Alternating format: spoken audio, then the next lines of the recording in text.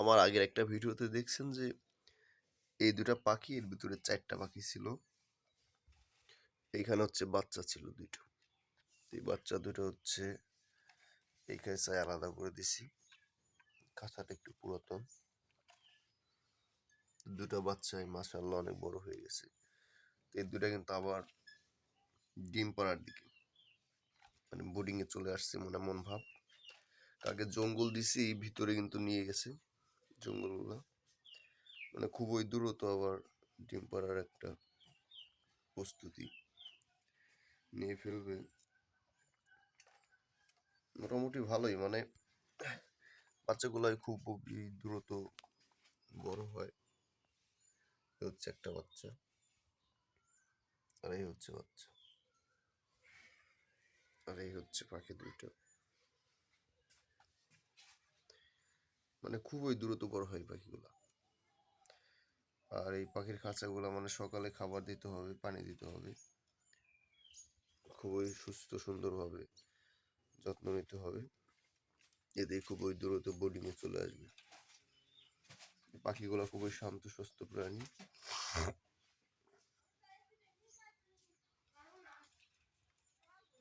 মানে খুবই ভালো। এই দেখেন যে নিতেছে, এই যে ঢুকায়, জঙ্গলগুলা ঢুকায়, ঢুকানোর পরে এরা বাসায় নেয়। বাসায় নিয়ে আর কি একটা ডিম পাড়ার একটা প্রস্তুতি নেয়।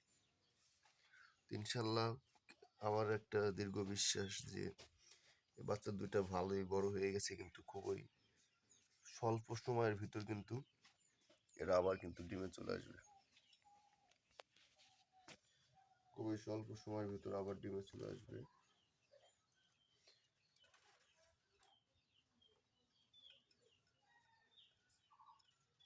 খুবই দ্রুত।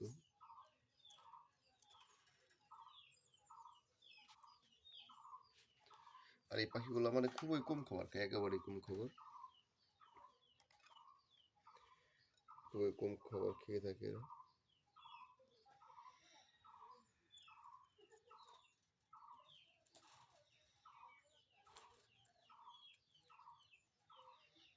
মানে ডিম পাড়ার একটা মানে খুবই প্রস্তুতি।